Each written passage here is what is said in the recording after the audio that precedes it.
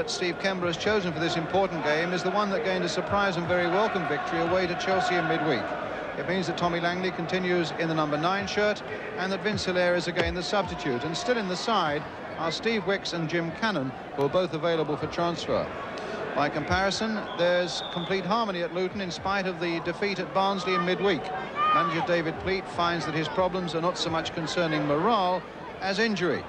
He's without defender Mark Azelwood, who's got a hip injury, and is replaced by Wayne Turner. And Lil Fulcillo is also out with a knee injury and is replaced by the Yugoslav Radi Antic. The referee is Clive White of Harrow, this week named as England's representative for the World Cup in Spain this summer. And it's Luton then who are attacking the goal to our right in the darker strip. Having won 3 of their last 10, they've faltered just a little bit after building up what seemed an almost unsurmountable lead at the top of the 2nd division, and now they lead by only 2 points. And so it's a bit of a pressure game for them against a Palace side that has seen a glimmer of hope after that victory at Stamford Bridge. Here's Brian Horton, so influential in the midfield, but losing out there to Neil Smiley. Langley. And Moss. And Antic giving that away in point of fact. Gilbert.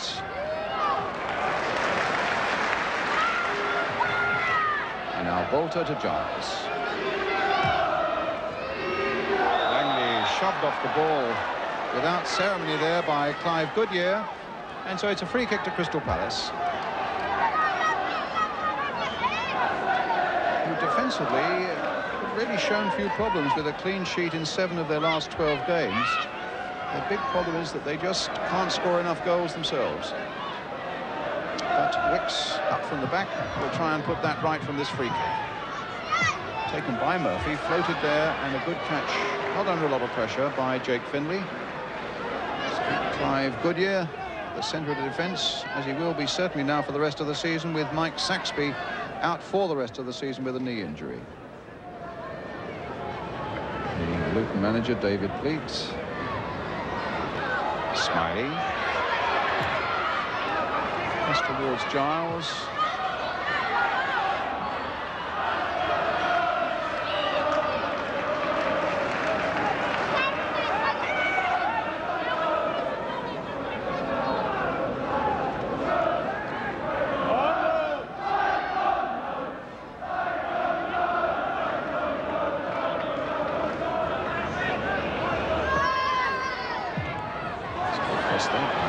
Smiley might get in!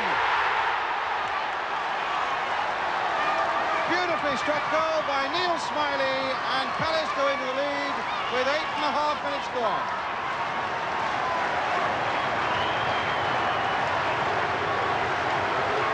The cross came in from the left, and the angle was by no means an easy one for Neil Smiley, but it went whizzing into the roof of the net.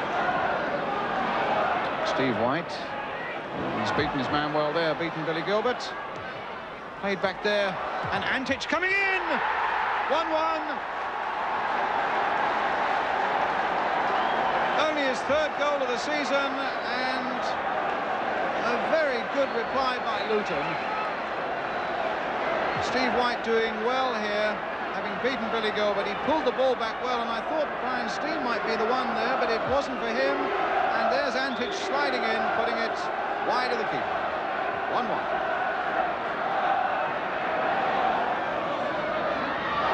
And now a chance. Oh, my word, it's Babbitt who's made it 2-1.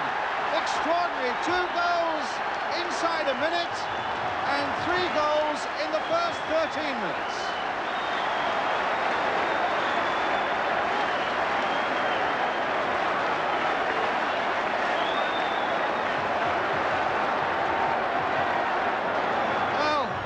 Straight from the kickoff, there's Mabbutt sliding the ball past Findlay, and Palace have restored their lead to 2-1.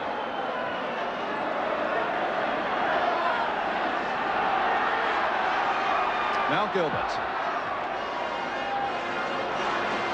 Oh, we're in for quite a game with a lot of meaning to it. Crystal Palace strive to get away from the basement of the second division, and Luton still have this big ambition to get away up into the first. Well, here's White. Brought down, a penalty. This is unbelievable. So we could have 4 goals in the first 14 minutes if Luton can convert the penalty. Hinshelwood going in on White.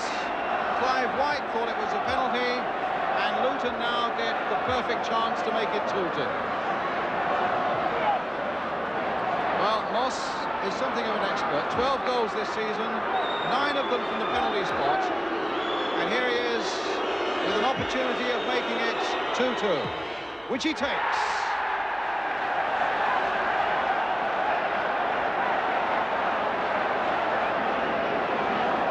So with 14 minutes gone only, David Moss there makes it 2-2. Langley, postmarked by Goodyear, still gets it to Murphy. A nice flighted pass by Murphy. The same Giles scampering away and gets it. A little touch for Bolt. Good cross coming in. Oh, my goodness. Cannon with an overhead. It brings a smile to his face and very nearly brought a goal for Crystal Palace. Bolter's cross in. Cannon's overhead. Langley, beaten by Goodyear. Here come Luton again. Antich. To Hill. That's a good cross towards Steen. And for the first time, Luton go into the lead after twice being a goal down. And a really good move. And it was Antich who was so positive. Ricky Hills, whose cross was perfection. And Steen doing a good job at the far post. So 39 minutes, just about. Crystal Palace 2, Luton 3. Hinshelwood. Mabbott. Oh, a nice turn down by Mabbott. Langley's drive, charge down. Murphy's shot. Causing the keeper to go down. Good break again by Palace. And a lovely touch by Mabbott down for Langley. That was charged down. Murphy came steaming in and forced Finlay to the save. Well, the end of a remarkable 45 minutes, really, with Palace twice in the lead through Smiley and Mabbott. Equalisers for Luton coming from Antich and the penalty spot from David Moss, all in the first 14 minutes. And Steen putting Luton ahead for the first time in this game, 6 minutes before the interval. Appreciating David Giles' rate of work. And it's the sort of enthusiasm that can spread right through a side. There's Gilbert. Trying to play it out towards Giles again. It was Hill cutting it out. Gilbert's not finished yet, though. Murphy finding Cannon, and now it finds David Giles. That was his throw. Such a busy little player.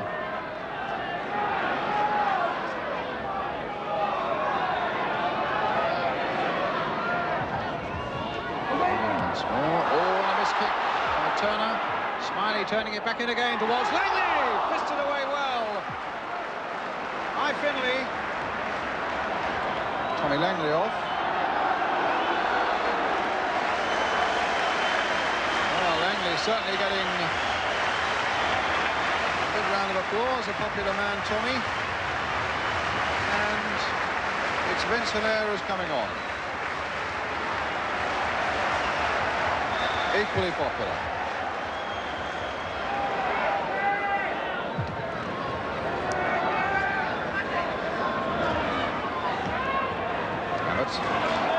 Smiley. Just couldn't quite hold him off. Hilaire gets it back. Smiley going all the way, surely. Trying to get it back in again and forcing Finlay to the save. A situation that ran away from him just a little bit. At one point it looked so much more promising that in the end it turned out to be. Hilaire and Smiley, it was there when you thought maybe things would go his way, and in the end the angle was a little too difficult. Good play by Bolton. Oh, delicate touch again. Cannon finding Gilbert. As Palace come forward again, Hilaire. Oh, that was a rather crude challenge on Hilaire by Goodyear. Smiley now in possession for Palace. Now Murphy still seeking this equalising goal. Giles on the far side in a bit of space there, got his header in well.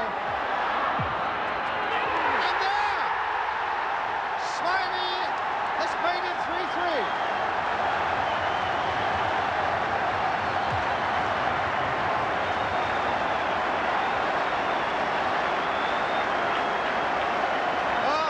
Seeking the equaliser, and they found it. A good jump by David Giles on the far side. Hinshelwood was right in there, but it was Smiley's kick. You could see it left Finlay almost unsighted. There it is in the back of the net.